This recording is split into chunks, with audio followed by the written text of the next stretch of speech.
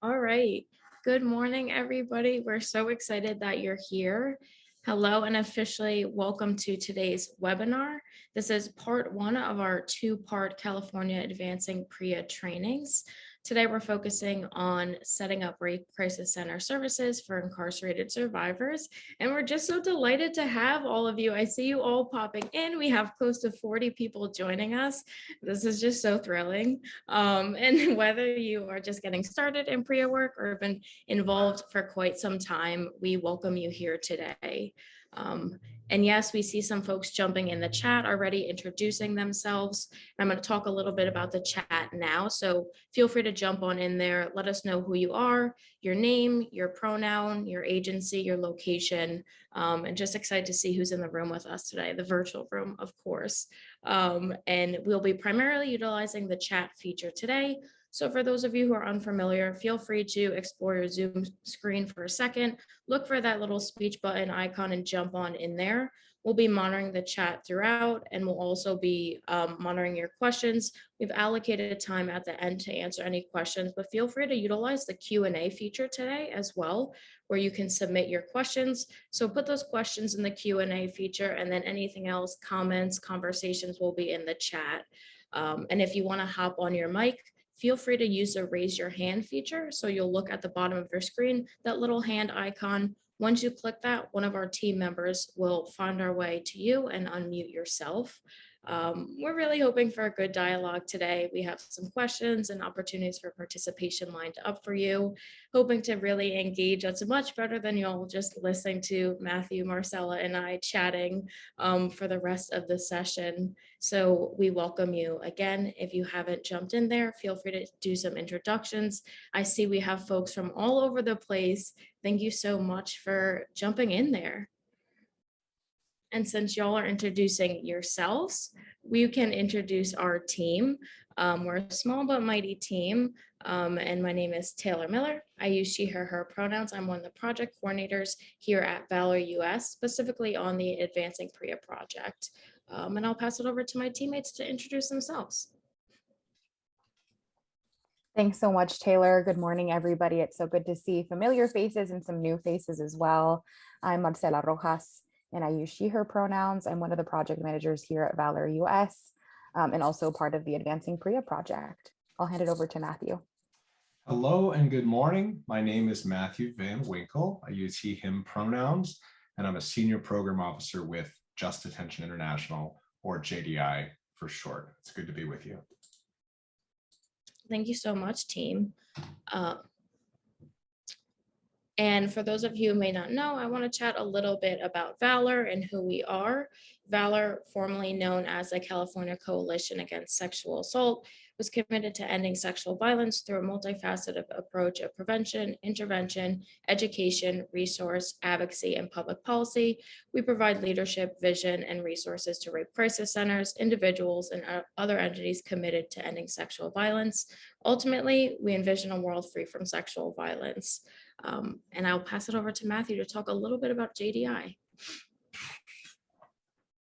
Thank you. Thank you very much, Taylor. My name, as I said, is Matthew, and I am a senior program officer with JDI, which is a health and human rights organization that seeks to end sexual abuse in all forms of detention. It is JDI's core principle that whenever the government takes away someone's freedom, it then assumes a responsibility for that person's safety, and that no matter what crime a person may have committed, rape is not part of the penalty. And we're speaking to you today as part of the California Advancing PREA project, which is now in its 7th year. It's hard to believe, but JDI and Valor have been charged by the California Governor's Office of Emergency Services to help California as a state towards its goal of full PREA compliance in its state facilities, as well as its counties all across the state. So that enables JDI and Valor to speak to you like we're doing today on a wide array of topics. Today, as many of you know, is sort of a basics training. It can be seen as a refresher for those who have been doing this work a long time, and it can also be seen as a great sort of introduction to this work for folks who maybe are new to your programs, new to your agencies. And our goals are to build strong relationships between rape crisis centers, such as you all, and the facilities that are in your service area, so that we can provide services to the survivors who are assuredly held prisoner there. We're always looking for deeper engagement and more sustainable engagement with these facilities. So what can we expect from the session today? Matthew talked a little bit about it, but we'll be going over the basics of U.S. incarceration and sexual abuse in detention, some rates and what that looks like. We'll be introducing the Prison Rape Elimination Act, also known as PREA. We'll be talking about how RCCs can establish internal protocols for serving incarcerated survivors. And lastly, we'll be jumping in on how you can set up rape crisis services for incarcerated survivors. And keep in mind, this is part one. We do have our part two on March 22nd that we'll jump into that a little bit more. But that is a little bit about what you can expect from today. And we also recognize that these conversations can be really difficult. So we encourage you to do what you need to do to take care of yourselves throughout this webinar. If you need to step away, please do so. Get some fresh air, drink some water, turn your video off, do what you need to do and lean into what works best for you. Of course, our team will be here throughout the presentation. So if you need additional support, feel free to send us a message directly. And now with that, I'm going to pass it over to Matthew to get us started today. Thank you very much, Taylor. We're going to start with a helicopter view, sort of the basics of incarceration and sexual abuse in detention, with a lens of the United States. I guess that's sort of our context here. It is probably not going to surprise many of the folks on this webinar today, but I'm sorry. I do want to apologize just in advance. If it ever seems like the slides are a little bit speeding ahead or going back, I'm trying to advance the slide just by making one click, and that should work. But then sometimes it goes more than one slide. So I do apologize, and I'll try to perfect my my method. It probably does not surprise many of the folks on this webinar today that the United States incarcerates people at a higher rate than any other country in the world. America likes to boast about freedom and all this other stuff, liberty, but the statistics tell a far different story. We have a far higher percentage of our citizenry incarcerated than any other country. At any one time, the criminal justice system in this country holds 2.3 million people in detention. Now, I've put a slide up for you all to look at. It can look a little complex, so I'll give you just a few seconds to let your eyes settle in and see what you notice about this. Who gets locked up in this country and why? Most people, you can see, are not locked up for violent offenses, such as you often see depicted in television shows and films, and which tell a very sort of extreme and dramatic and nefarious story of why people are incarcerated. But the majority of folks are in there for non-violent offenses and like drugs or property crimes. This is very important to think about, and so we can kind of start to counter the message that we receive from all around us in our media, and sometimes even things we hear our family members and friends talk about. It's important to remember that the 6 o'clock news is not the full story. And there are also huge racial disparities in America in terms of who is locked up. This chart shows the average rate of imprisonment for every 100,000 residents of each of these three groups of citizens. We can see that by far, Black Americans are incarcerated at a much higher rate. For every 100,000 Black Americans in the country, 1,240 of those individuals are incarcerated. We can see also that the number of white citizens is far lower, only 261 per 100,000 incarcerated. We can also see that there is, definitely that Latinx folks are overrepresented in terms of their overall population share in facilities. This is a very important thing to keep in mind. And if we want to see this data in a different way, you can think about it that Black Americans are incarcerated at almost 5 times the rate of non-Black Americans.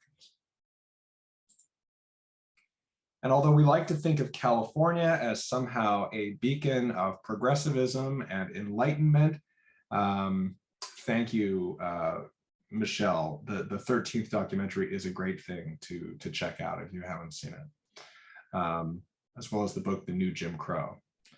But California, unfortunately, is in the top 10 US states with the highest disparity rate in its correctional facilities, a disparity that is greater than the national average. You can see here that for every 100,000 Black people in California, 1,623 are incarcerated. White counterparts, only 175 for every 100,000. This is a much deeper topic than we can adequately cover today. This could really be the topic for an entire week of trainings and conversations, but we did want to just insert this as sort of a basic framing and reference point. Racism is baked into incarceration in this country. And we like to make sure that we're always centering the words of survivors, people who have experienced sexual abuse in detention and come through it and are able to speak and have given permission to us to share their stories. And these are the words of Ivory, who is a survivor of sexual abuse by a female officer at a facility where he was held. Ivory says, "Often, people think that you deserve whatever happens to you in prison because you have committed a crime. But no one should be sexually assaulted by an officer. Inmates have no power to protect themselves, so we rely on the officers to make it a safe environment." I want to mention here that we are trying to get away ourselves from use of the word inmate. We're trying to use really person-first language. This is a quotation from Ivory himself, so we didn't want to change the wording of his story. Does anyone have any reactions that they want to put into the chat to what Ivory has shared?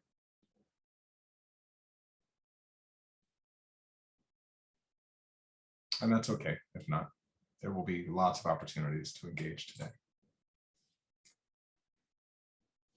We also know the following about folks who are incarcerated, which is that they are far more likely than their non-incarcerated peers to have experienced, to have complex trauma histories in their background. These might include child abuse, sexual abuse, intimate partner violence, gang violence, police violence, maybe even including the time that they were arrested and booked. And that many of them have been dealing with extreme poverty and lack of resources, exclusion from communities, especially folks who are LGBTI, particularly folks who are transgender, often are excluded but from their families and communities and friend groups just for being who they are and living as their true selves. So it's always important to remember that when you're approaching a client in detention, this may very well be a part of their story, part of something that you need to keep in the front of your mind. Thank you, Michelle, for sharing that data source. This is another way to think about the data. When PREA was developed, when PREA was put into practice in the early 21st century, one of the things the law called for was a tool so that we could actually know more about the problem of sexual abuse in detention. And the agency that's charged with collecting all that data, telling us what we know, is the Bureau of Justice Statistics. They do exhaustive surveys of correctional officials and people who are currently and have recently been released from incarceration. And the rough number that we are aware of is that 200,000 people are sexually abused behind bars in this country every year. And that is not 200,000 rapes, that is 200,000 people, many of whom are raped routinely over and over again by their abusers. When we're talking about detention and when we're approaching people who wear uniforms and carry bully clubs and guns and things like that, and we're going into this highly militarized area, we want to make sure that we are aware that there are some distinctions to be made between the different kinds of detention facilities that operate in this country. They all have some things in common, but it's important to note some important distinctions. The word prison and jail, these are not interchangeable words. These speak to very different kinds of facilities. The differences between them, Marcella will get into a little bit later. Prisons are operated by the state or county, state or federal government for the most part. Jails often more locally by a sheriff. There are the police lockups, community confinement facilities, juvenile halls, youth facilities, and immigration facilities. They all make up sort of the sad fabric of detention in this country.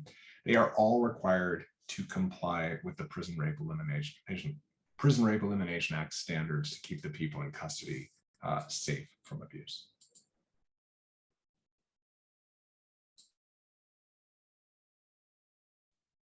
Thanks, Matthew. Just had to spotlight myself for a second there. So like Matthew mentioned, it's so important to be able to understand the difference between working with a jail and working with a prison. Matthew already mentioned that in California, our jails are typically run by the local law enforcement, typically our sheriff's departments. Whereas if you're working with the prison system, that is run by our state government. So in California, this would be our CDCR facilities. You'll hear us say CDCR quite a bit. We mean corrections department for rehabilitation, or the federal government. So you might hear people say FCI or BOP. Those are the federal prisons in California. And something to also note is who is the oversight body for each of those systems. For the jail, it's frequently pretty limited. There traditionally isn't very much oversight over the jails. It's something that you should definitely look up in your local community, especially around some of the changes that are being made right now around law enforcement. Oversight is something that's really been important to folks that are holding law enforcement accountable for harm that's been caused. Whereas the state prison system, their oversight body is the Office of Inspector General. We'll talk a little bit more about what the role of the Office of Inspector General is, but they often do take outside reports. Something that some of you may know is that prisons hold people that have been convicted for a crime, whereas the majority of people in a jail system have not been convicted of a crime and may never be convicted of that crime that they're in there for. So this is partially, has got a lot to do with the length of stay for someone who is in jail. Much, much shorter. I'm sure we've had conversations with many of you about how that impacts your services when your clients are folks that are coming in and out of the jail system. Whereas when you're working with folks in the state prison system, they're being held in custody of the state prison system for quite a bit of the time, more than a year than you would see in the jail. And so that can sort of be difficult in terms of figuring out what kind of robust programming is at the jail. Likely there isn't many options for education or programming. And this oftentimes can affect you advocating for your own services at the jail, right? I think oftentimes prisons have much more programming, they have much more education. I don't want to romanticize it and say that prisons are much better. That certainly isn't the point we're trying to put across, but state prisons do often have much more experience communicating with community-based organizations, communicating with rape crisis centers. So the resistance at the state prisons may be less, Not always. I'm sure folks can drop something in the chat and say, my jails have been, much more conducive to setting up our services. But just keep these things in mind, I think, in terms of, jails have much less physical mobility and movement. Prisons are also limited in their mobility, but may have quite a bit more. So keep this in mind as you're setting up your services, as you're building relationships with your partners in detention. They really like to see that you understand the difference between the two and aren't using them interchangeably. It really shows that you're understanding their own culture and how, if you come up and you're talking to folks at the jail and you're like, well, at the state prison system, they do this. They may say, well, we don't do it like that here, and this is how we do it. So definitely be mindful of those differences. Jennifer, yes, I'm going to read your comment because I think this is important to note. People held in local jails who have been convicted of a crime are being held for longer periods of time than previously. Yeah, thank you for sharing that, Jennifer. And if folks have other things that they've noticed, differences in the prisons and jail systems that you've been working with, definitely feel free to drop those differences in the chat. They might help one of your fellow colleagues. But for now, I'm going to go ahead and pass it on to Taylor to talk a little bit about this video that we're going to share with you all. Thank you so much, Marcella, and thank you for breaking down those differences. So important and useful. Like Marcella just mentioned, we're going to have a video, so a little preview. As we chatted before, really our main goal is to always uplift survivors' voices and keep them at the center of our trainings. They are the experts on their experiences, and we can learn so much from them. And with that, we want to show this video and member of JDI Survivor Council, Joe, as he talks about the impact of having an advocate and how that really helped him on his healing journey. There are quite a few different officers that an inmate has to check in with. And all those people, they all referred to me by my number. That advocate asked me what my name was. Because I'm not a thing. Because I'm a person with a name.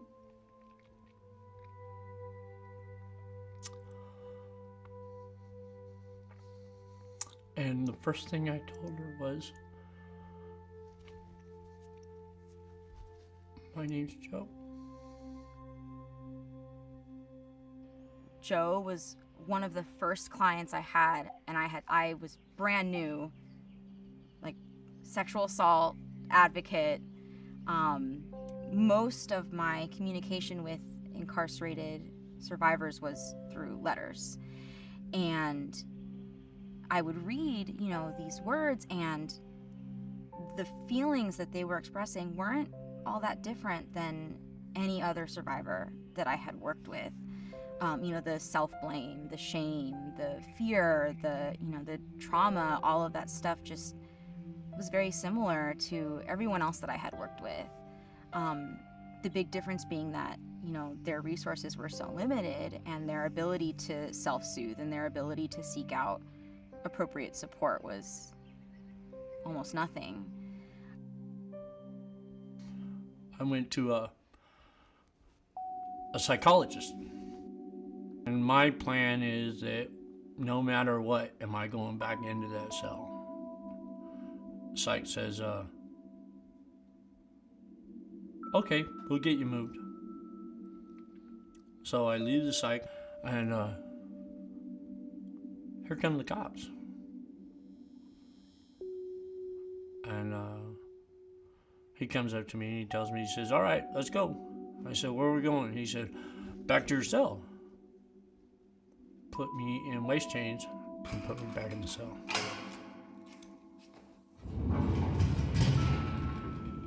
Nobody would let me out.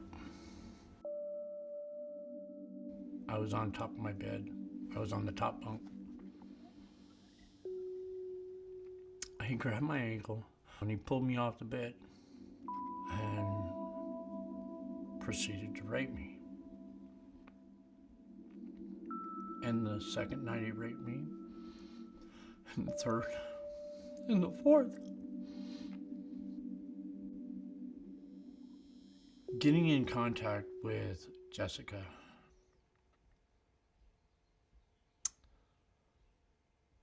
saved my life. Some of the things that I would hear in the letters was just a lot of feeling isolated. And, with survivors who weren't incarcerated, they could just pick up the phone and call. We had a 24-hour crisis line. They could call whenever they, felt like it. But with the incarcerated survivors, their access to that communication was so limited. And so there was something really powerful and tangible about getting a letter, and you could see how hard they wrote or what their handwriting looked like. And then being able to write back, it was kind of this opportunity to be very thoughtful in a way that I couldn't have been on the phone. In an immediate crisis, I was able to really be very thoughtful in my responses. Jessica was my advocate when I was assaulted. She was the person that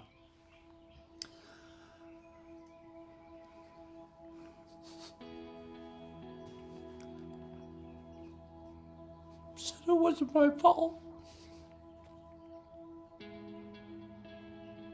I meant it. That was a turning point for me.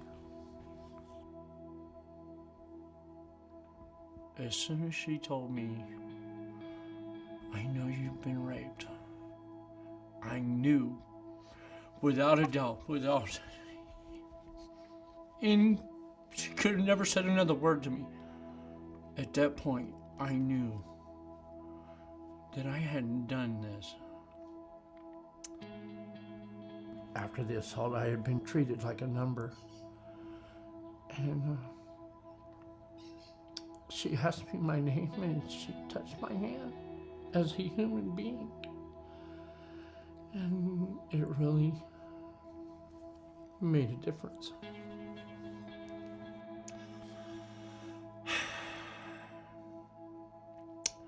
My name is Joe.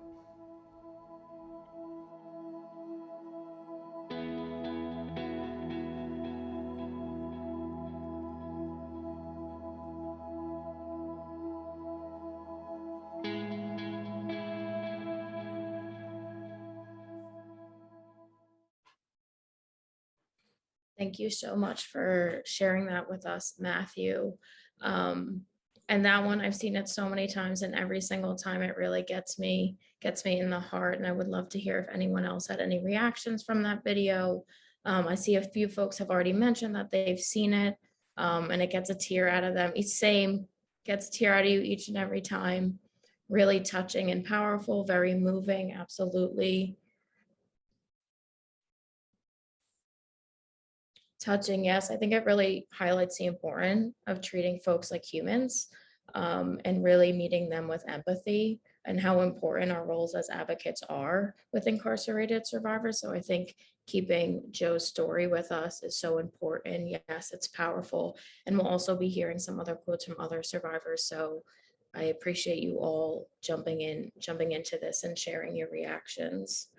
And I'll leave that sit for just a moment if anyone else wanted to add anything else. Okay, no worries at all. Thank you, everybody, for jumping in there.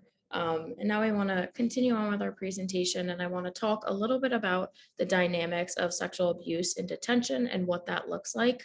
And similarly to the community, it exists on a continuum of violence from sexual harassment to rape, but there are some dynamics that are specific to detention settings, including protective pairing, gang abuse, and abusive searches. I would love if somebody could jump in the chat and tell me what they think protecting pairing is. Of course, multiple people can jump in and give it your best shot. So what do we think protective pairing is?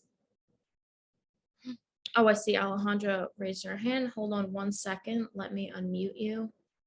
Okay, go ahead. Protective pairings is usually in order to receive protection in favor of sexual favors or anything like that. So people are usually coerced or feel obligated to go into these protective pairs to receive protection. But oftentimes that means they then turn into sort of a sexual slave for the person who is protecting them. Oh, thank you so much for jumping in to raise your hand and also giving us that answer. That is absolutely on spot with what it is. So it's really when someone promises to protect another incarcerated folk from violence and in return forced to perform sexual acts. So thank you so much for really clarifying that for us. And we also want to acknowledge that sometimes those situations can often lead to sex trafficking. And another aspect of protecting pairing is for folks who may be unfamiliar with abuse dynamics. It can appear to be consensual. We know it's absolutely not consensual, but a good question to gauge and help folks better understand that situation is asking, would a person do this on the outside or within the community? And that really helps folks understand the different dynamics in detention and versus the community. And yes, now I know we are going to do our first poll question. You got a little sneak peek in the chat. So we will launch that, and it is a true or false question. True or false, the vast majority of sexual abuse in detention is perpetrated by people in custody on fellow prisoners. So the poll is now live. Feel free to jump in there. We'll give you a minute to respond. Okay, I see him coming in. Oh, it's getting a little closer. We have 41 and 59 right now.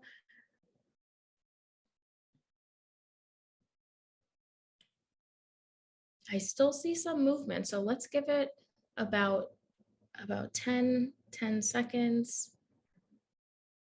Okay, I see stop movement, so we can end that poll, and we have around 47% of y'all said true and 53% of y'all said false.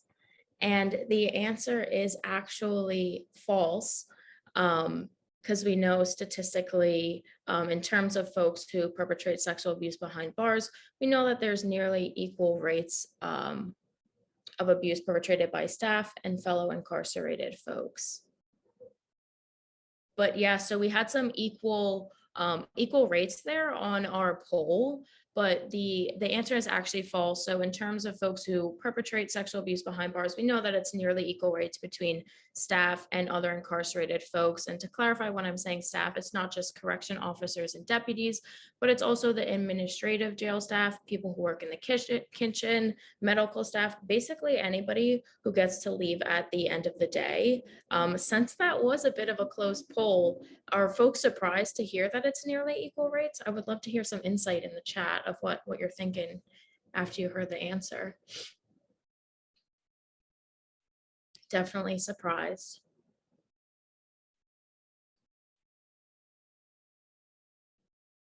Amar, not surprised.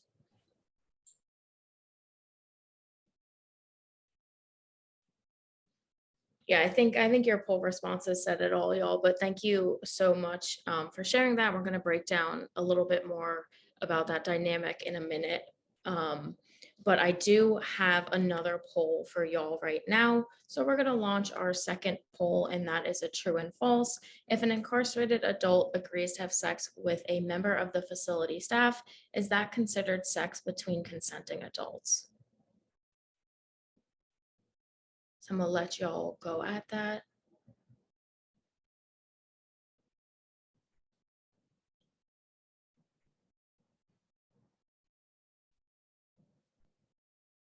See a lot of falses. We got a majority of false, but we're still going in. So I'm gonna let this live.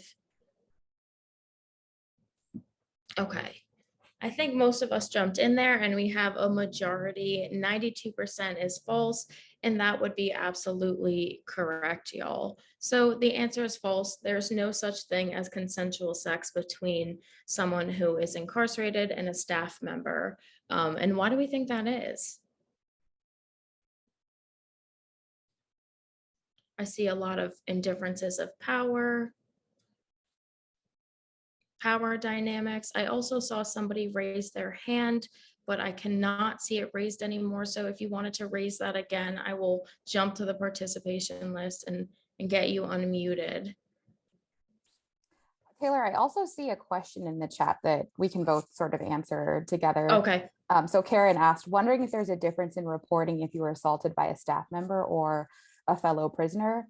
The reporting options don't change based off of who assaulted you. It's really based off of who you feel comfortable reporting to. So if you were assaulted by a staff person, you may not want to go to the PREA coordinator or another staff person, because you may not know, hey, that might be their friend, that might be that's definitely their colleague. So people who get assaulted by staff tend to go to the Office of Inspector General. That's the outside reporting agency for the state prison, or they may come to the rape crisis centers in their area and be like, I'd like to report to you. And then that way you can go ahead and offer them some other options, since our centers aren't reporting agencies. So back to the power dynamic question. No, thank you so much for jumping in and answering that. Again, if someone wants to raise their hand, I will absolutely go and unmute it, but everybody is putting exactly what I'm going to get at in a minute about not having the right to consent and how power dynamics are really at play here. So yes, y'all are all on the spot here. They can never be in an equal relationship. The dynamics of staff sexual misconduct are really important to understand, especially as in your role as advocates. Consent, like y'all mentioned, is impossible, and it's clearly illegal in all 50 states. We know that the facility staff have the professional responsibility to keep incarcerated people safe. It is their job, and to maintain professional boundaries. Ultimately, at the end of the day, the staff member has control over the lives of the incarcerated people or the residents in the facility. They control the housing, the visitation, phone uses, overall safety, their access to basic needs and necessity, and also their influence over disciplinary measures. So we could think about in a facility, if you're an incarcerated person and you're trying to figure out how to end things with a staff member, think about the risk you're taking and the potential repercussions you could face. If that staff member is vindictive, retaliation is very real. I'm sure we heard lots of stories from survivors that we serve and how that impacts them. And again, really, it's that power indifference is too great for anybody to consent to a sexual act. And even if the incarcerated person or resident states that they consented, lies about it during an interview, or refuses to cooperate in an investigation, we know that the incarcerated survivor or resident is still a survivor and cannot in any way be held responsible. So y'all were right on the money with that one. And I'm going to throw out a chat question. So this is not going to be a poll. This will be a question that we'll put in the chat for y'all. And then I'll pass it on to Matt. So this one is, who do we think is most at risk for being targeted for sexual abuse in detention? In other words, what are some traits or characteristics that might elevate a person's risk? So would love if y'all could jump right into the chat. Let us know what you're thinking about that one, and we'll make sure to get that question in the chat as well.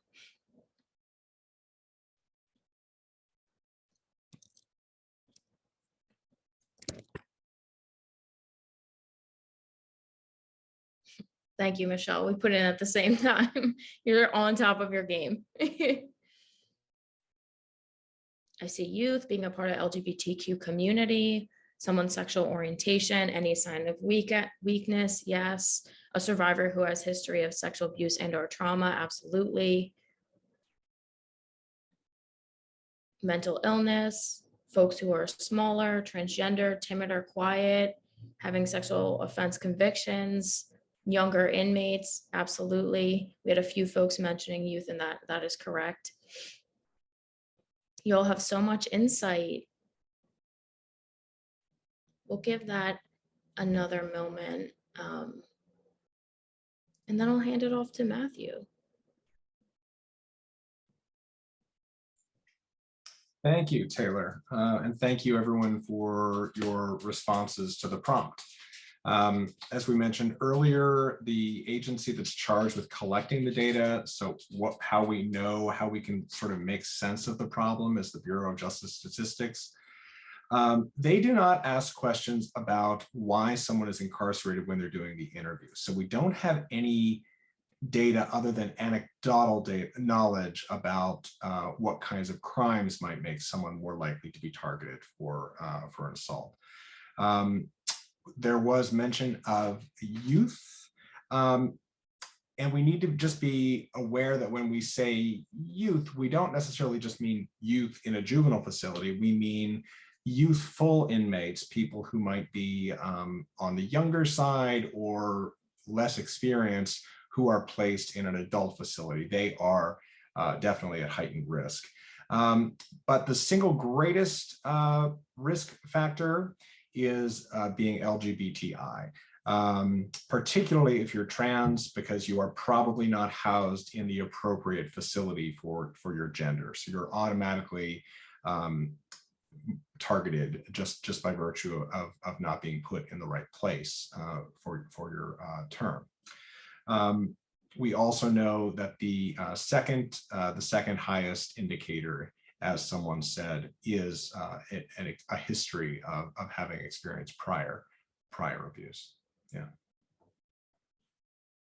So very good answers.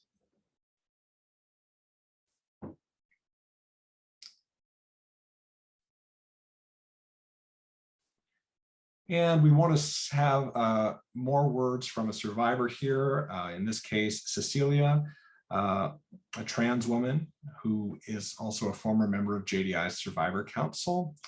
As Cecilia put it, although you may think that I'm not like you, we may not be so different.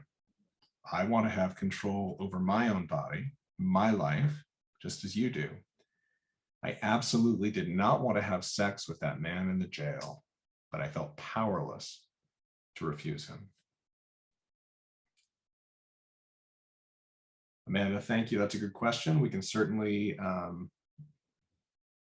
send any resources that you see, that are helpful to you. And now we want to kind of get into talking about the Prison Rape Elimination Act, or PREA. There had been a question earlier about what is being done to address this urgent human rights crisis. And the answer is that in 2003, after many decades of work by survivors and their allies, this problem began to sort of be officially addressed by the government with the introduction of the Prison Rape Elimination Act, what we refer to as PREA. It may sound incredible from where we stand today in our country, but the Prison Rape Elimination Act passed unanimously through both houses of Congress and was signed into law. That's not to say that it was easy getting to the place where there was a law, but it does speak to the importance and the sort of everyone was really awake to the urgency of this, which is amazing. So PREA requires all corrections facilities that operate in this country to have a zero tolerance policy towards sexual abuse and sexual harassment. But having that sort of policy is not enough in and of itself. PREA lays out in over 50 standards common sense approaches that corrections facilities must take to keep the people who are in custody safe, with the aim of eliminating sexual abuse in corrections and law enforcement facilities. I will give you as a bit of trivia the fact that at one point it was suggested that this law be called, and I apologize, this is a very triggering thing, it was at one point going to be called the Prison Rape Reduction Act, as though any instance of prisoner rape would be acceptable. So I'm happy that the course was corrected back in the early 21st century, and we got the word elimination in here, because is this a problem or is it not?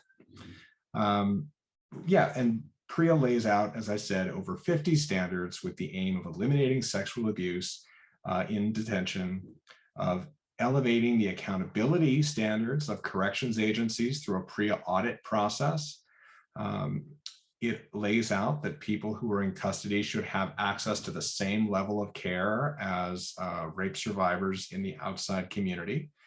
And it sets out a lot, instructions for how departments can prevent, detect, and respond to sexual abuse and sexual harassment in their facilities.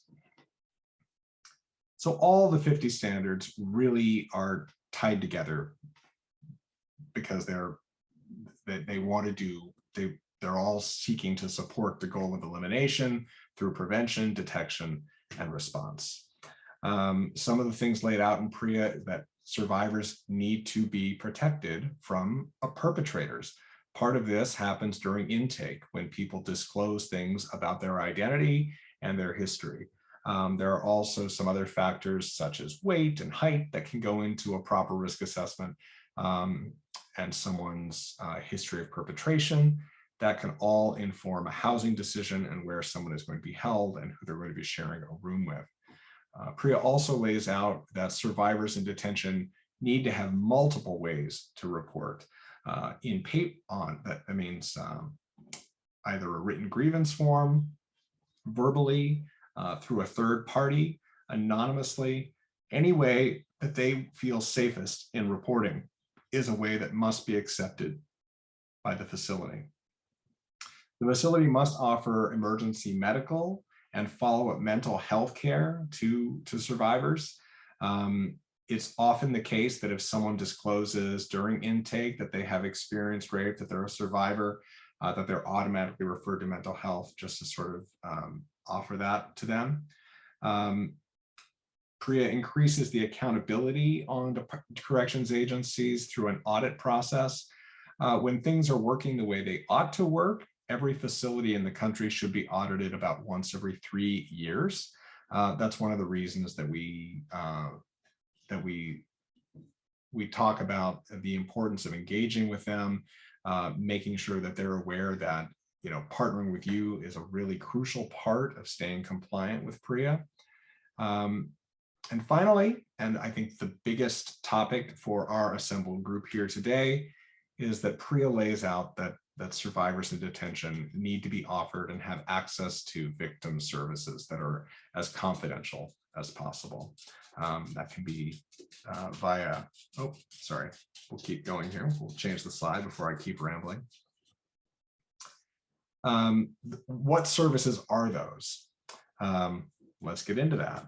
And PREA requires that there be a paper agreement signed by both the corrections facility and the local rape crisis center that lays out all the services that the jail or prison agrees to facilitate and lays out all the services that the rape crisis center has in its capacity to provide.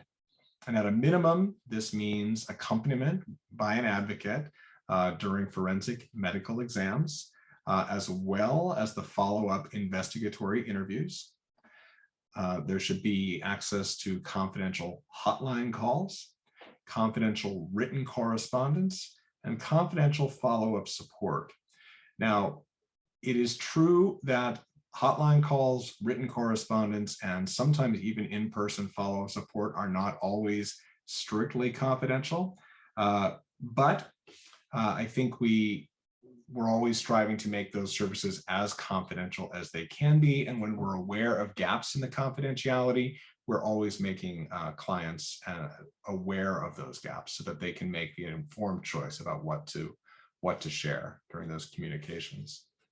And MOUs, here as the third bullet says, are a crucial foundation for the relationship between your agency and the prison and jail.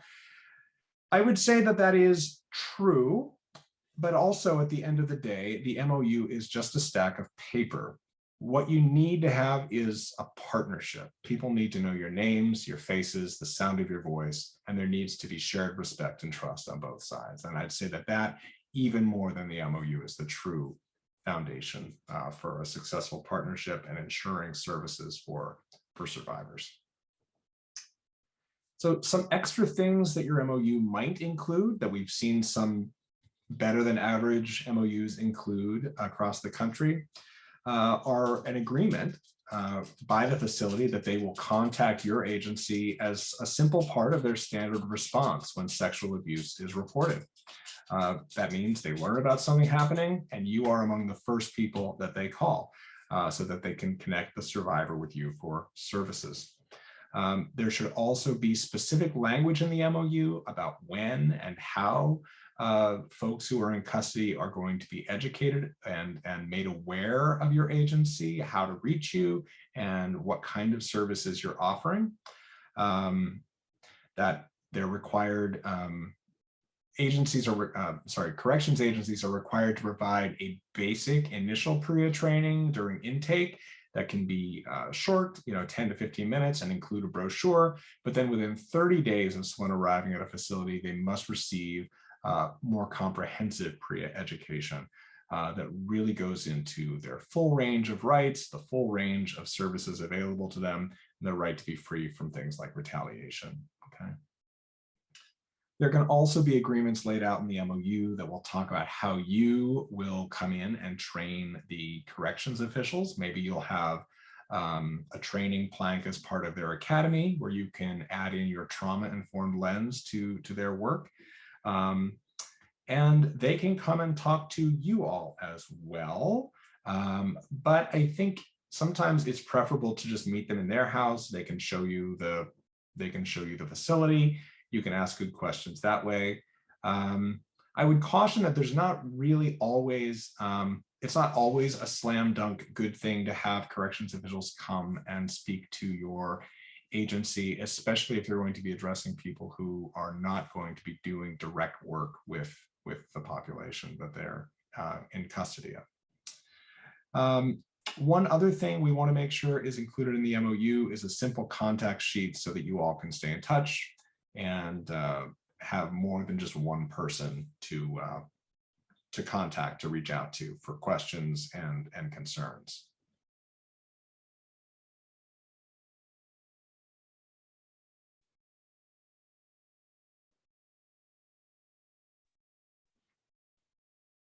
Thanks, Matthew. I just wanted to, you didn't have anything else to add, right? I didn't want to, okay.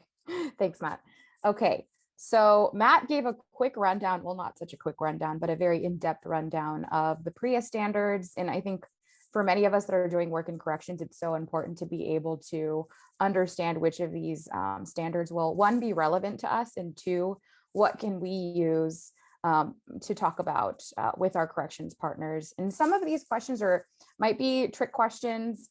They may stump you. They may be some things that we didn't talk about during the presentation quite just yet. So don't worry about that. Don't worry about getting them wrong.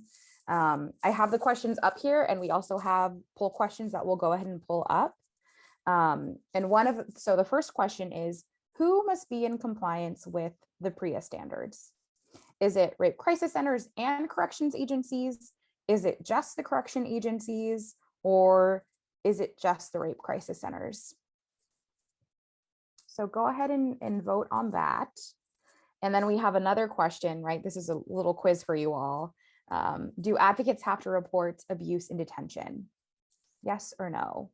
Remember, we are confidential advocates. So if someone's telling you you have to report, what is your response to that? Number 3, do the PREA standards address abuse that happened prior to incarceration? Yes, no, in certain cases. Does PREA address sexual harassment as well as sexual abuse? Yes or no? I'm not sure.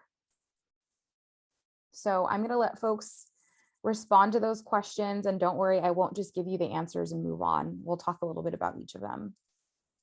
So just waiting for us to get to hopefully, 70–80% of folks will respond, and then we will talk a little bit more about these questions.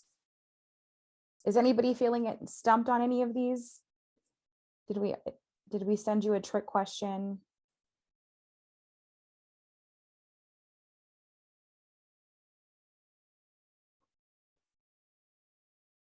I see someone saying, will you be added to our newsletter? If you would like to be added to our newsletter, let us know and we'll go ahead and add you. We do have your emails and registration. So we will go ahead and do that if you'd like. All right, thank you, Matthew, for sharing the results. So we're seeing here who must be in compliance with the PREA standards. 71% of folks are saying rape crisis centers and corrections agencies, 26% are saying corrections agencies, and 3% are saying rape crisis centers. So the correct answer is actually the corrections agencies. You might have heard us talking about this earlier in the presentation, saying that all corrections facilities are to be in compliance with the PREA standards.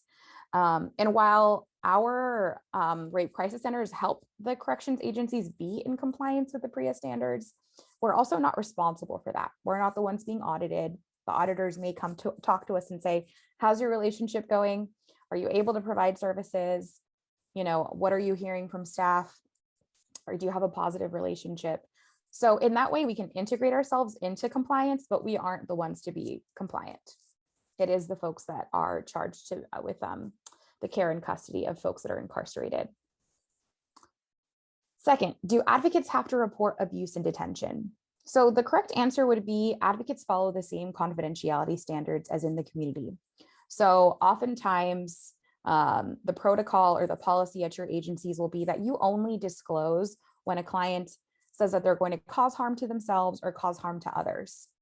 And that would be not reporting the abuse, right? You're reporting that someone's thinking about harming themselves or others.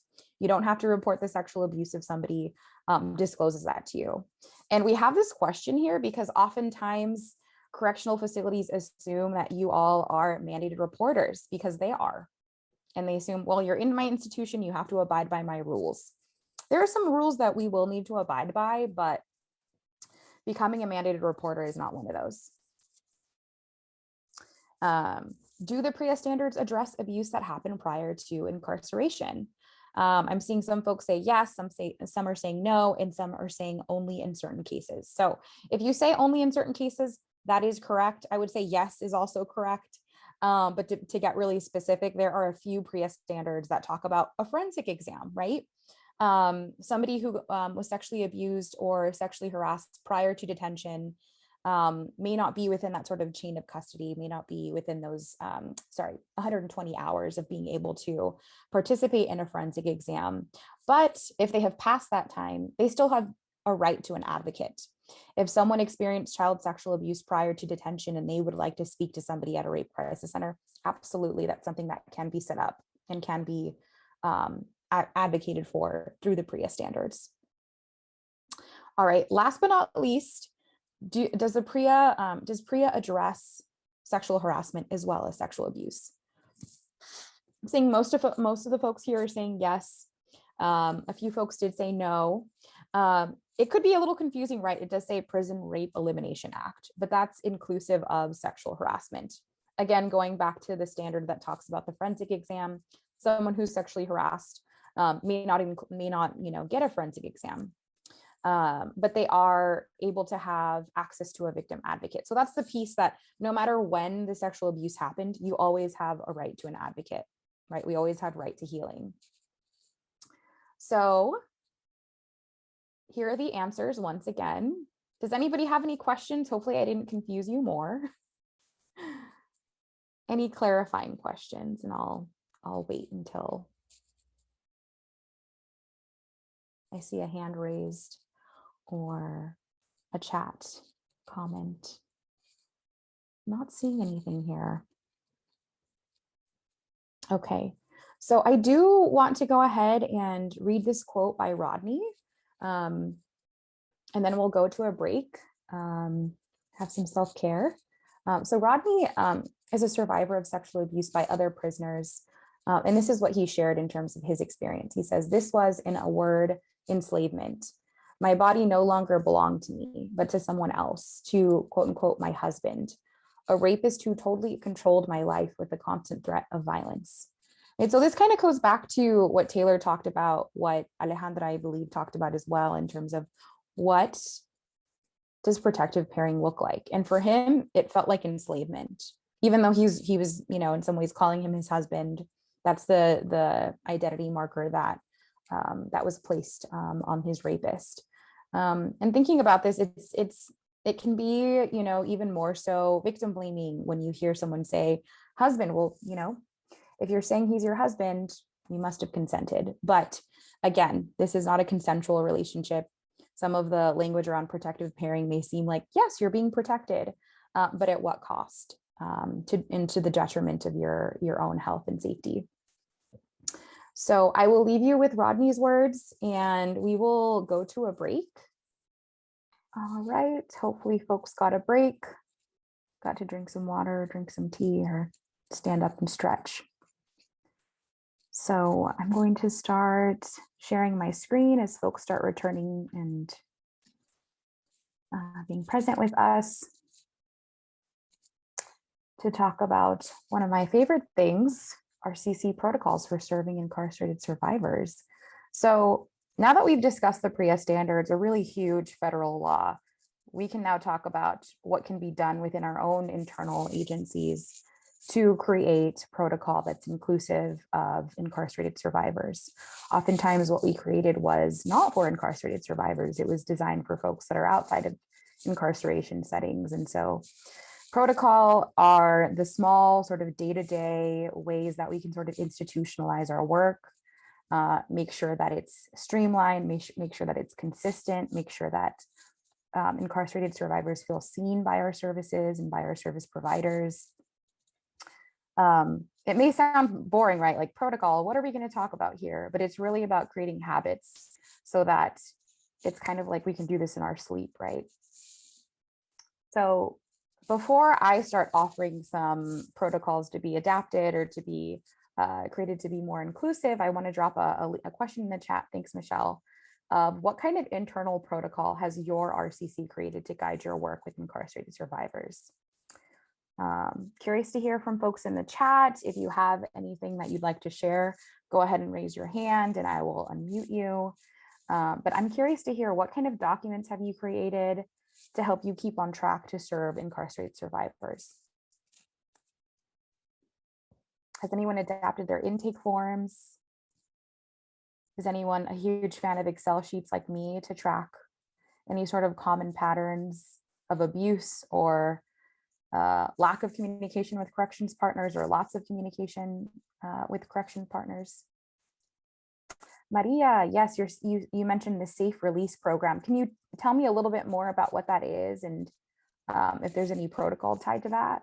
If you'd like to talk a little bit more. Crisis line is available. Okay, so are you saying you have some protocol in place for the crisis line? Yes, we do.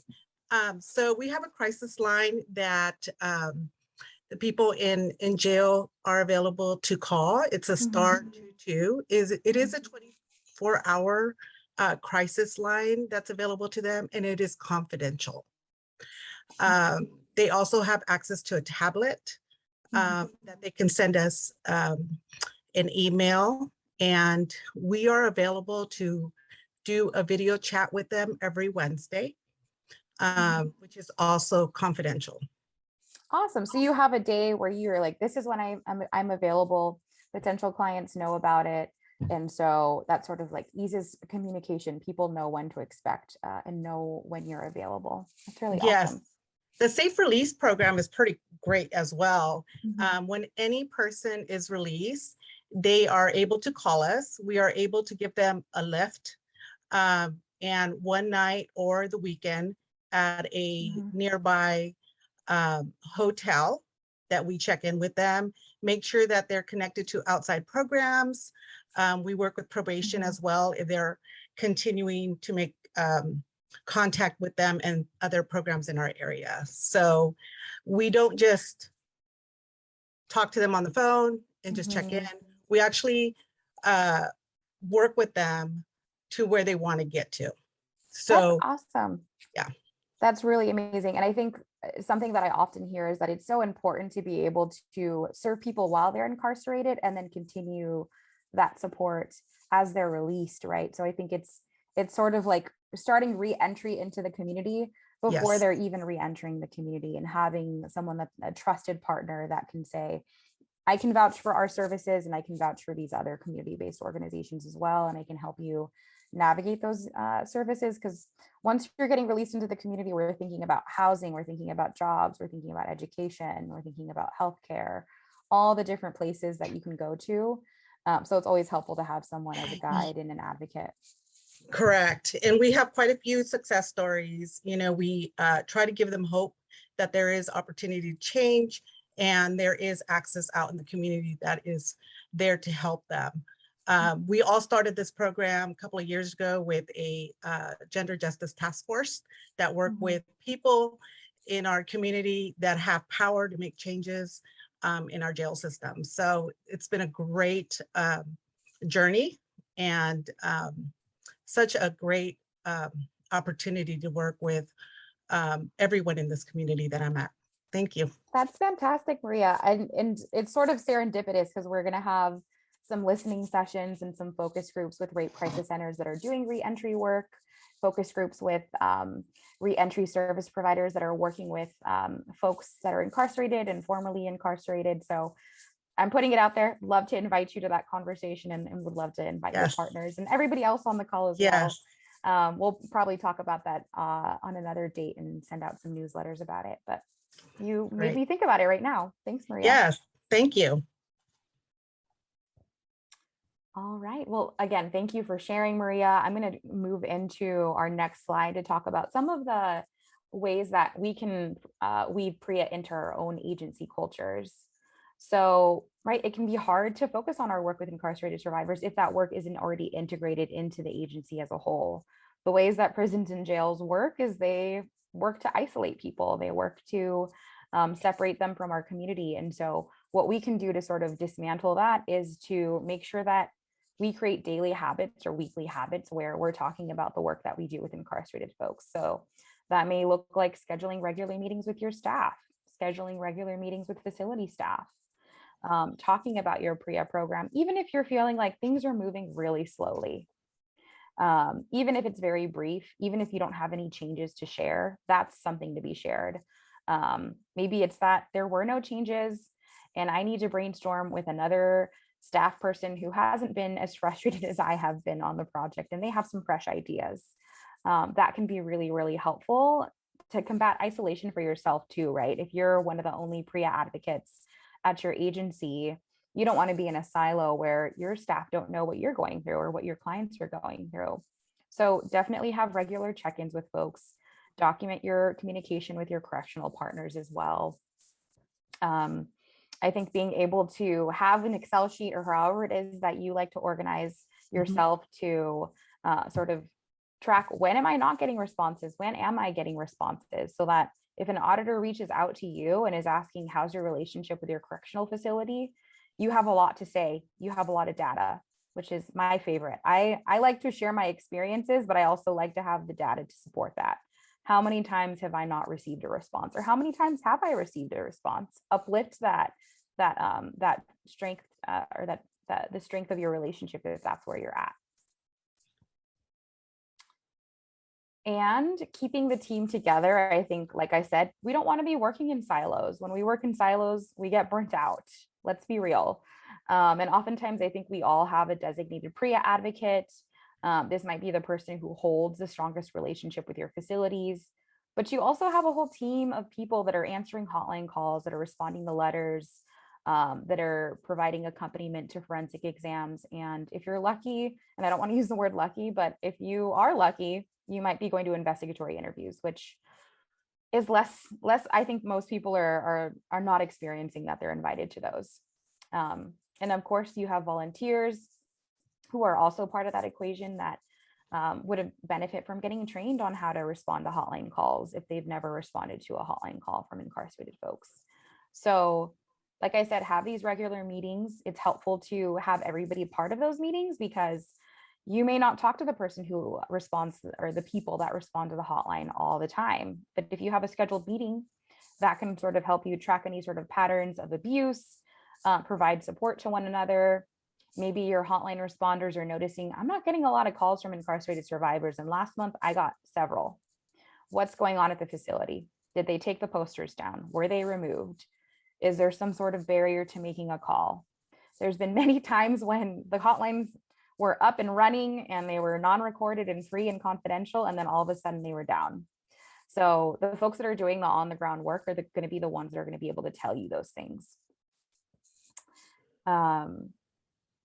You also, really important piece, you want to make sure that your facility staff are informing your rate crisis center of exams, of reports, so that if someone else responds to an exam other than one of your PREA advocates, maybe it's a system-based advocate that isn't within your community-based organization, you're aware of that and you can provide that follow-up. Make sure that the survivor knows that, hey, my community-based organization also can provide services. These are the services we can provide. So if you aren't having those regular meetings just yet, maybe you don't have a team just yet, that's okay. You can certainly still do that. Michelle dropped a link in the chat to our PREA response team office hours webinar. So definitely take a listen to that. We have a few advocates that have been doing and building their team for a while now and had some insights on how they were doing that and how it was beneficial to them. Okay. So now in terms of reviewing your policy and protocol, I know many of you have talked about how we're not going in person anymore. We're not getting as many calls. What can I do to improve my program without solely focusing on service provision? And this is one of those things you can do internally, is ask yourself, are our agency policies and intake forms inclusive of incarcerated survivors? How can you do that? Ask yourself, is there any space for you to check off that the survivor is incarcerated?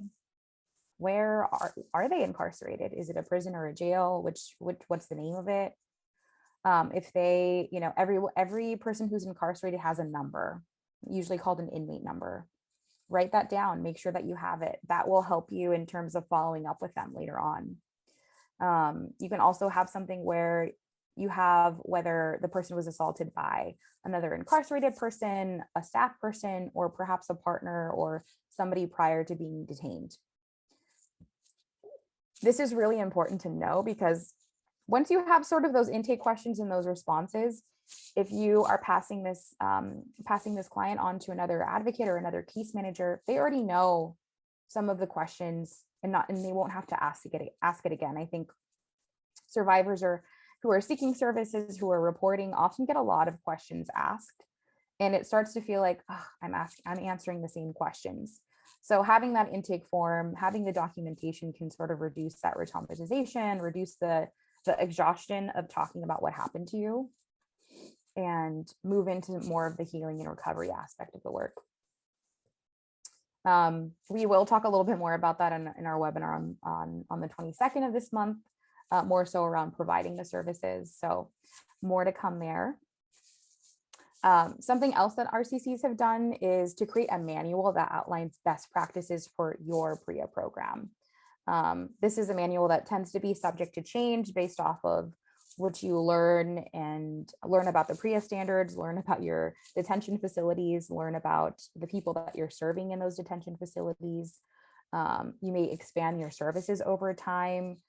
So this is something that often gets updated, and why it's so beneficial is in this field, we have a lot of turnover, and it's really helpful when you have the historical memory of what you've been doing in your program. You never want someone to leave and then not have all of the wonderful, amazing work that, for instance, Maria has been doing. We don't want to lose that. And so we want to make sure that people know how Maria was doing that work. And so documenting this is really, really helpful in terms of providing that sort of streamline onboarding for new advocates. You also see you might have like a binder that outlines best practices, maybe a little bit more informal. And as you build up your binder, maybe you create like an actual manual. And I will say this is something that Marcella, me, and Matthew and Taylor can go ahead and review. We will look at your support group curriculum. We will look at your manual. We will look at your posters. We will look at your brochures. We've looked at many, many different things. We've looked at what doesn't work and what does work. So definitely use this as a resource to review your materials so that we can make it inclusive, make sure that people are going to look at it and will want to give you a call or send you a letter. All right. Another super important piece is including your PREA work in your job descriptions and posting, if you haven't done this already. it should always include language around serving incarcerated survivors, even if the job description isn't for the designated PREA advocate. Victim advocates who answer hotline calls and forensic exams and respond to letters eventually will support incarcerated survivors, right? And so it's important that that's highlighted in the job descriptions, in the same way that some job descriptions might highlight working with young survivors, working with LGBTQ survivors, working with male survivors, right? And that's sort of in a way of gauging biases that folks may hold in terms of working with incarcerated folks. And then as for the PREA advocates or PREA coordinators who work closely with the facility, it's important that we include facilitating trainings on those job descriptions so that they feel confident training not just their RCC staff, but also correctional staff around trauma-informed care, the type of work that you all are doing. And if you're not sure if language like this is included in job descriptions at your agency, it would definitely be worth checking in with your management team to ensure that it is. If you'd like to loop us into that conversation, we're always happy to be part of that conversation as well, and loop other, PREA advocates and leadership folks that have done something like this, where they've adapted their job descriptions. So that is it on policy and protocol. We're going to step into setting up rape crisis services, and I'll pass it on to Taylor. Thank you so much, dropping all that knowledge on internal protocol. And now I'm so excited we can start talking about setting up victim services in your local detention facilities. We know that PREA requires that all incarcerated survivors are provided access to emotional support services. These services that y'all are going to provide or are providing are absolutely vital, as we can recognize that there's often no or very little services already existing within prisons or jails. And the ones that do exist are just not appropriate for folks who are experiencing sexual violence. So excited to speak to what y'all can do. And we're going to start us off by hearing another survivor quote. Troy was abused by a fellow resident at a juvenile facility. He was forced to perform oral sex on an older boy who promised protection over him from others, but actually didn't. He's now free and a member of the JDI Survivor Council, but his abuse was extremely traumatic for him. As he puts it, being attacked and not receiving support from the adults in charge turned my world upside down. I take that with me wherever I go. And I think this quote from Troy just really speaks to the long-lasting impact of trauma and the importance of advocates providing that trauma-informed care and survivor-centered care to help support and empower them throughout their healing journey, and really helping them, understand how to cope and take that with them once they re-enter in the community as well. So with that, before we talk about some things that y'all can do, I want to hear about what things you're already doing. So in the chat, Michelle is already on top of it. Would love to hear what are some things your agency has done or can do internally to prepare to provide services in detention. So sorry. But yes, feel free to jump on in there and let us know what y'all are doing or what you can do. Or raise your hand. I know some folks prefer. Oh, yes. Or raise your chatting. hand. Yes. Love to hear from folks.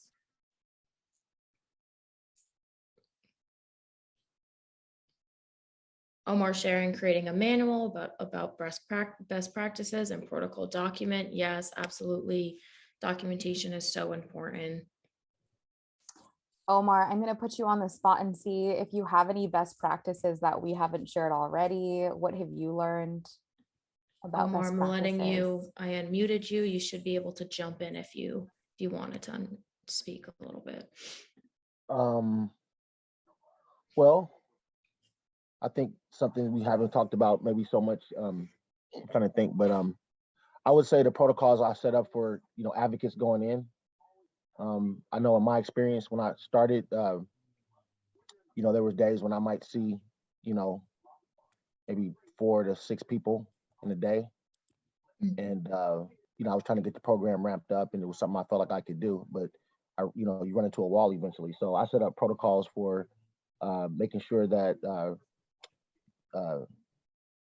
the health of the advocates is taken into account in terms of, weekly checking in on, how much time you're spending in there, what are you talking about, just check in, stuff like that. So I don't have it in front of me, but we have like a, pretty detailed process where we, try to ensure that people aren't inside for more than, say, the equivalent of a, maybe a full day and a half or two, especially when they first start off, so they might spend like half a day on Monday and maybe a full day on Wednesday, and then Tuesday, Thursday, Friday, we're doing other stuff, so just stuff like that.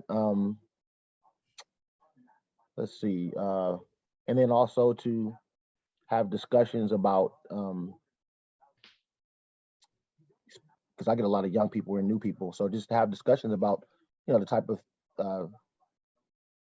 things that can come up, and how to handle them. And, discussions also about building rapport, which we think is the key, right? So that's kind of what we do, just really training on communication skills and building rapport so that people feel very comfortable in opening up and, being that kind of in that non-judgmental space. So I don't want to ramble, but that's no, thank you so much for sharing. Marcel, putting you on the spot there. You did amazing. No, I love that. I think you're speaking to self-care and balance and finding ways to make sure that our advocate, right. Like, I think I have to acknowledge too, like going to a prison and jail, it can be really debilitating if you're, seeing folks that are incarcerated, seeing the real impact of folks, right? We get to leave at the end of the day.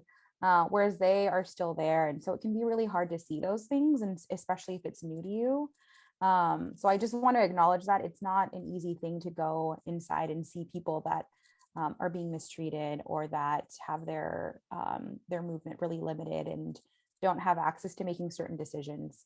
And so really thinking about how vicarious trauma impacts our advocates at various different levels. Yeah, for sure. Yes, thank you so much for touching on that. And I want to just welcome the folks who said they're new here into the work. We love that you're new. We're so thankful that you're here. We're hoping that you're learning some things. Yes, and no worries that you're late. These are being recorded. But I'm going to jump in and talk a little bit about confidential correspondence. Thank you again, Omar, for really addressing all that you did. And we know that confidential written correspondence is really one of the major ways to communicate with incarcerated survivors.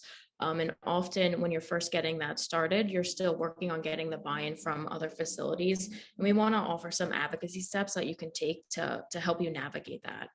So first, you'll want to communicate the importance of confidentiality to facility staff. And you can do this again by really leaning into trauma-informed care and explaining why it's important and why working, in a survivor-centered mind frame is important. And also recognizing confidentiality might mean different things to you and folks in facilities. So kind of having that conversation and making sure that everybody is on the same page. Our JDI and Valor team also created a video that explains the role of a victim advocate, and that can be shared with their correctional staff to really begin the conversation around confidentiality, and we'll make sure to get you those links as well.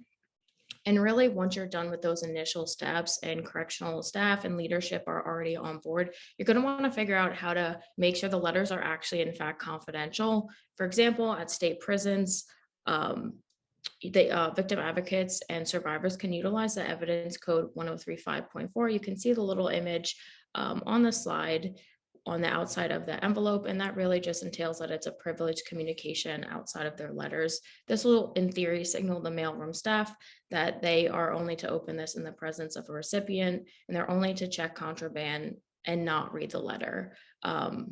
And if this is something that's not being done at your RCC, make sure to, or is not included in your MOU, you're going to want to make sure that you include it in your MOU or have conversations about how you can update it to get it in there.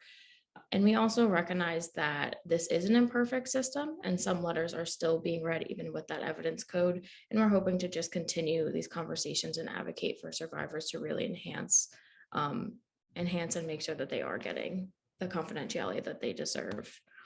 And naturally, with those things come challenges. So what are some of the challenges that might come up for you as you're advocating for confidential correspondence? Often there's resistance. I feel like when we talk about building relationships, we always want to talk about overcoming that resistance and really building rapport. I know Omar mentioned how important building rapport is, and we really want to lean into that. And we can acknowledge that correctional staff often just fear that there will be contraband entering or leaving the facilities through the letters. And even though they are expected to treat legal mail as confidential. They may just be unfamiliar with how to handle confidential mail overall.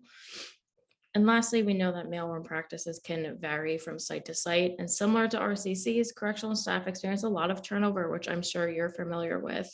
So it's important that the PCM and the mailroom staff are knowledgeable about how the confidential mail is managed in their facility. And with challenges, we always want to offer solutions or possible solutions for y'all. So what can we do to make sure these letters are treated as confidential at all times?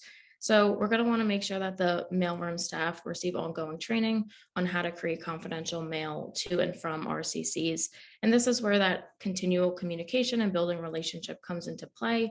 So check in with your PCM regularly and see if there's issues with letters being opened without the presence of the recipient there.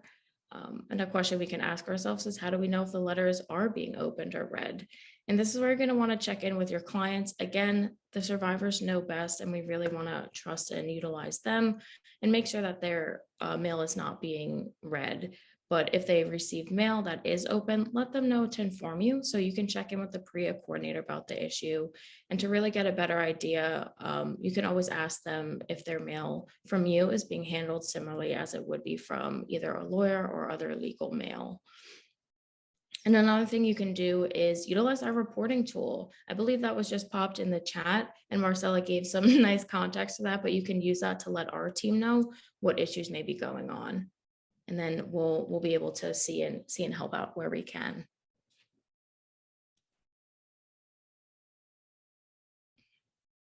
All right, so it's back to me. I'm over here spotlighting myself, so give me a second. All right, so Taylor talked a little bit about, quite a bit about letter correspondence. And I think with any sort of communication with incarcerated folks, confidentiality must be the first thing you talk about with corrections in terms of setting up that service.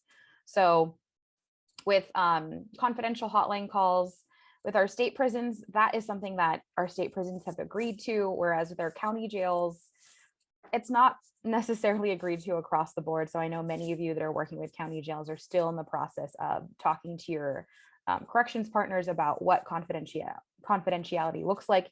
And again, demystifying this idea that there's going to be contraband or that we're going to be having inappropriate conversations, and really giving them insight into what your work looks like. What are you talking about traditionally on a hotline call? It's usually providing crisis intervention. It's usually providing coping mechanisms.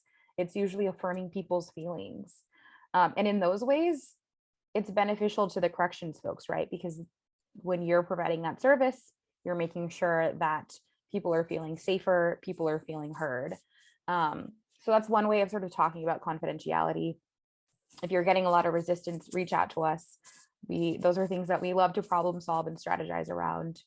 And one thing I'd also want to demystify is that making sure that your calls are free, unmonitored, and unrecorded is as simple as having the facility staff having a conversation with their phone provider and asking for that to be the case.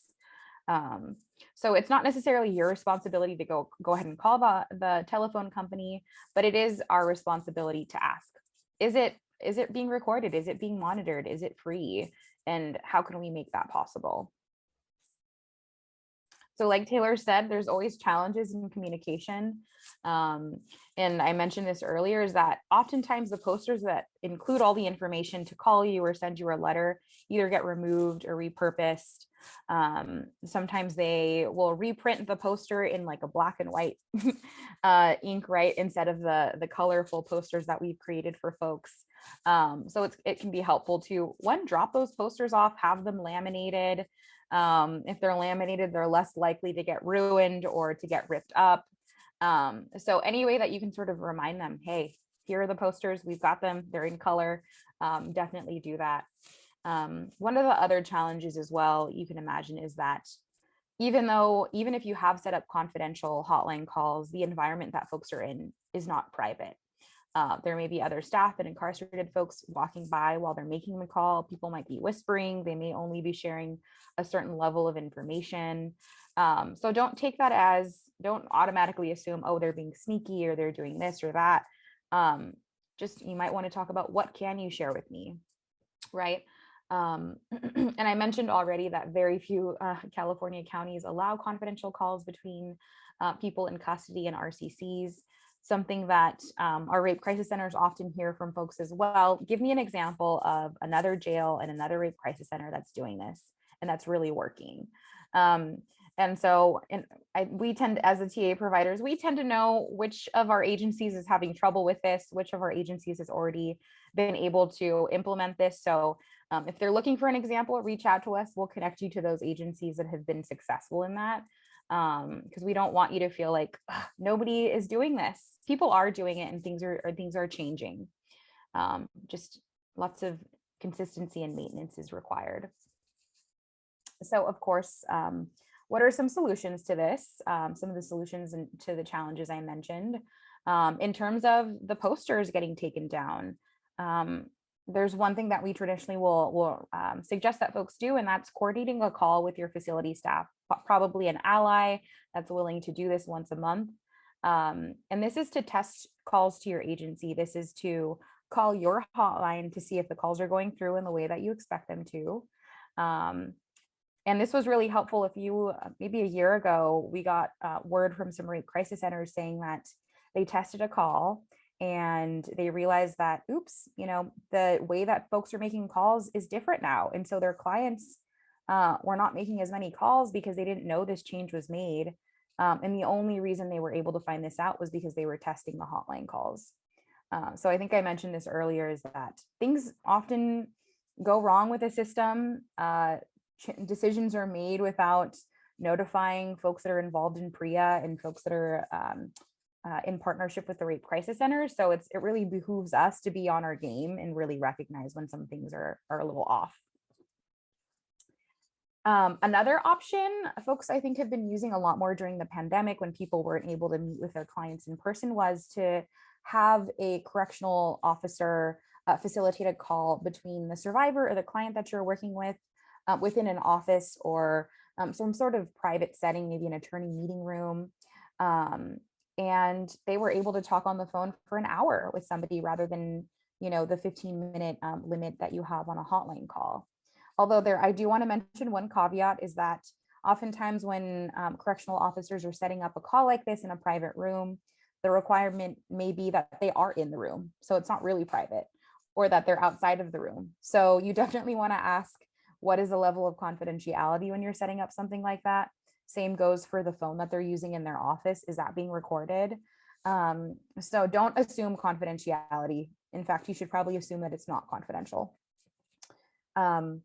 Yeah, so in the same way that we're still advocating for more consistency and confidentiality with letter correspondence, we're doing the same thing with our hotline calls. So if you're having any issues with this, let us know. It really is important for us to know what's going on at your state prisons and jails and all of the different detention facilities, so that we can advocate at a systems level for you all to be able to do your work without those barriers.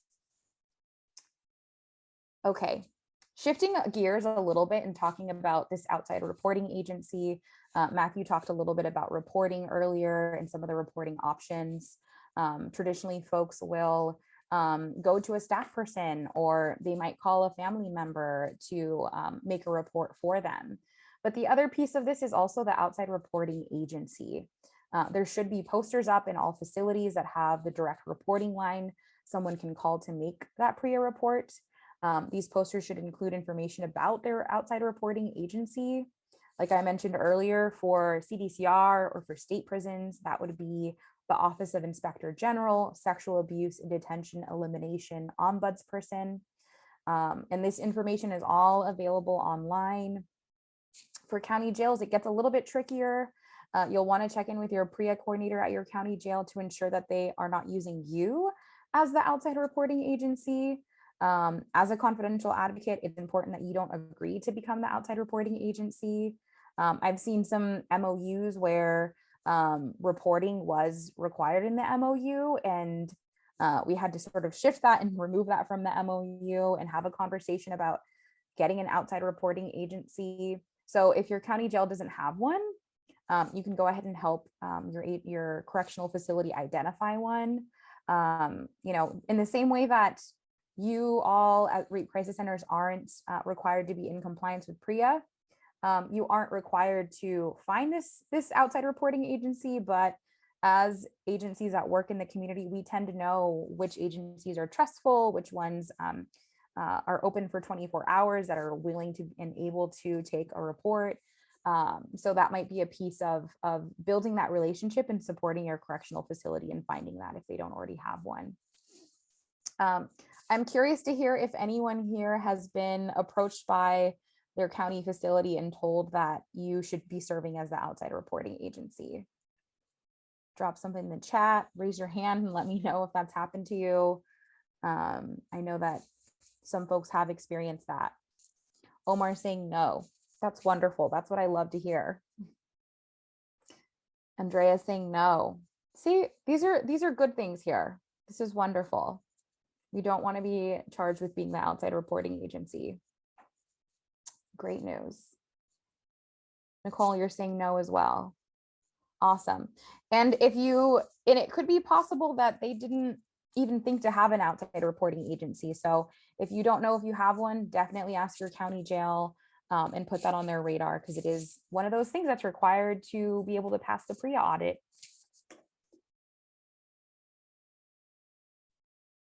Okay, so shifting gears again and moving into protocol for forensic exams. And I'm specifically speaking about remote accompaniment options right now. I think, let me know if anyone has done a remote forensic exam accompaniment. I think they've become a lot more common with the pandemic, not just for folks in the community, but folks that are incarcerated as well. I think oftentimes what I see folks doing is that they won't be there for the entire forensic exam. They might give folks a call at the beginning of the exam, kind of explain what the exam entails, that you can say yes and no to certain parts of the exam, be able to take a step back and take a break. All of the things that you would traditionally be able to do during the exam are things that you could talk about beforehand. And then bookend the conversation at the end of the exam as well, and have a conversation about what kind of services you can provide. How can you follow up with each other? Get their contact information. Do they want you to send them a letter? Are they open to that? Would they rather call you on the hotline? This is a really good place to bring a whole booklet of information that you can share with the survivor. If you haven't gotten that far to remote accompaniment and you aren't sure even where your clients are taken for sexual assault forensic exams, definitely ask your facility. I know some facilities will perform these exams on site, whereas most of them will go to a hospital in your service area. But it's always important to know where that hospital is located. Sometimes the prison is closer than the hospital. Sometimes it's vice versa. So taking this into account will be helpful in terms of planning your drive. Another important question to ask your facility is whether they have a coordinated response plan. And if they don't, this is probably a big red flag, and you'll want to have a conversation about them creating that. Although I'll say most facilities do have a coordinated response protocol, which is, kind of a step-by-step plan on how to respond to reports of sexual abuse. And being able to ask what is in that protocol is going to be really important, because that's where you find out if making a call to your agency after a report is being made as part of that protocol. And if it's not, you definitely want to have a conversation about including that in their protocol. Sometimes folks will have, sometimes correctional agencies will have a little card with a step-by-step process on what to do.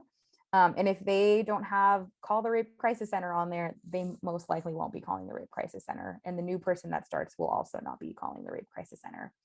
So I think this kind of really behooves us to understand, of course, we're not in compliance with the PREA standards, but there are places where we can make sure that the PREA standards are being implemented in a way that's really trauma informed. There are ways to implement the PREA standards that are not trauma informed, and bringing our lens to that implementation process is really important. Thank you, Marcella. So I know we've gone over so much here in this hour and 45 minutes or so that we've been together. We just have a few more topics we want to touch base on, which are often overlooked. And in the course of our activity in California Advancing PREA, so much of what we've trained on are best practices in providing services and setting up these relationships. One piece where survivors' rights are often kind of forgotten comes around when investigatory interviews are taking place. This is because oftentimes the people charged with investigating abuse at the facility or an incident at the facility are doing that in between other job duties. They have to do it when they have the time, and they can't always plan exactly when that's going to be. That makes it challenging to make sure that we always have an advocate offered, or that an advocate has time to travel and be with a survivor during these interviews. But as many of you know who have worked with survivors in the community, the presence of an advocate when talking to law enforcement or people who are trying to figure out what happened is a very, very important and survivor-centered practice as they're forced to relive sort of a recent trauma. So PREA does make sure, and I want you all to know and leave this training knowing that PREA does make sure that survivors who are in detention have the right to accompaniment from a rape crisis advocate during investigatory interviews. So how to make sure that's happening? You want to make sure that when you're planning for how you're going to carry out your partnership and your collaboration with your correctional facilities, that this is a part of the conversation. You really want to make sure that they know that they should call you, that you're willing to be on the phone, if nothing else, during the interview, so the survivor can be supported in that way. You can let them know that you understand it can sometimes be difficult to make sure that these interviews happen, at a certain time, and that you have a certain amount of advance notice. But getting that ball rolling and talking about your expectations and referring always back to the survivor's rights as laid out in PREA, that will be a help to you in this area. You do, of course, want to make sure that if you cannot be present virtually or in person, that the person who is charged with doing investigations at the facility is aware of you all and knows the steps to reach out to you, so that the survivor can reach out to you. Maybe make sure that they have your brochure, your outreach materials, something of that nature, to make sure that they don't get that lost. Another piece that sometimes gets missing is the coordinated response plan. Unfortunately, the way it's written in PREA Standard 115.64, even though corrections facilities are required to have a coordinated response plan with entities that include the forensic nurse and investigations and so forth, rape crisis centers are not explicitly named as someone that should be involved in the plan. Of course, we consider it best practices to make sure that you are. This is just going to be something that you need to make sure it doesn't get lost as you're setting up your services and the steps forward. And how do we make folks who are in custody aware of your services?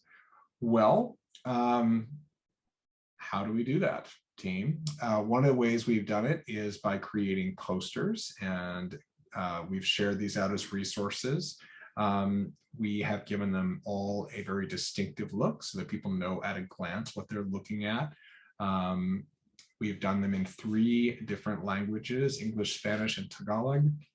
Of course, it's worth always being aware of who is in custody at your local facilities and being aware of any language barriers that may exist, making sure that you have a workaround for that. People who are isolated may not be aware of their rights. If they're isolated, if they're monolingual or non-English speakers, limited English speakers, and all the staff only speak English, they may not be aware of their rights. You want to make sure that you're reaching everyone, that you have a sense of who is actually there. Once you sort of start getting outreach from the posters and brochures that are available at the facility, then your best bet for making sure that people know about you is often word of mouth. If people come to understand that you are a confidential professional entity that just exists to support people, they will absolutely refer their friends. If you're kind of showing up with your A game on as advocates, and you'll see a boom in the outreach to your agency. You want to make sure that mental health, medical staff, intake staff, the PREA compliance managers certainly know how to refer people who are interested in your services to you, including any instructions for how to complete a call from inside housing. One thing we've seen rape crisis centers around the state do this past year is to start to create their own educational videos. These are so flippin' cool because they show at a glance that this is not, you know, the Rape Crisis Center is not affiliated with the county or with the state. That becomes very clear. It allows you to take more ownership over the messaging around your services and to really spell out your mission in your own words with having nothing lost in translation from you know, a lieutenant or CO who maybe just does not know sufficiently what you all do. So deep exhale. It's been a lot. We've gone through a lot. We've had great interaction with you all today. We love the questions. We love the comments. We love all the diversity of experience and background that are represented on this call and the power that comes from that. We want to leave you with some reminders and resources. The biggest reminder is that you do know how to serve incarcerated survivors. You are experts on providing trauma-informed confidential services. There may be a few dynamics that are different when providing services to folks who are not free, but at the end of the day, validating experience, believing survivors, offering support, these are all things you know how to do and do every day. So it's not a very different practice in that way. The folks who are in custody rely on you for those services. They rely on the facility to make those services available to them. And we want you to remember that systemic change is very slow. So just do your best today and don't feel like you've failed if you're turning out your light at the end of the day and you didn't do everything. You still have an imperfect world. The imperfect world is not going anywhere. We have to do our best today. And here are our websites you can check out. We have lots of resources there. Specifically, we do have some great links that we've created here that you can refer to in your own work. These are products that have been developed by the project in years past. They go into best practices with a full range of services. They include a facilitator's guide and training that you can use for internal training purposes. And it's all very clearly laid out. So we do hope you'll make use of these resources that we've developed over the last 7 years of the project. And now, Taylor, I think you want to talk about the hub. And then It'll be very quick. Some question time, yeah. Yes, just a quick thing about the hub. So pretty much the Valor US Hub is a one-stop shop filled with different resources, not just about PREA. So feel free to click the link in the chat, set up an account and explore and pass that on to your other RCC members. But I know we only have a few minutes left, so I feel like we can leave those to questions. If anybody had any questions, feel free to raise your hand, we'll get to you, or pop it in the chat.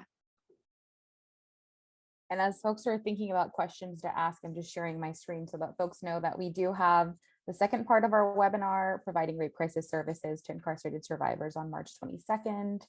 And I do think we have a link to share with you all so that you can register for this webinar if you haven't already.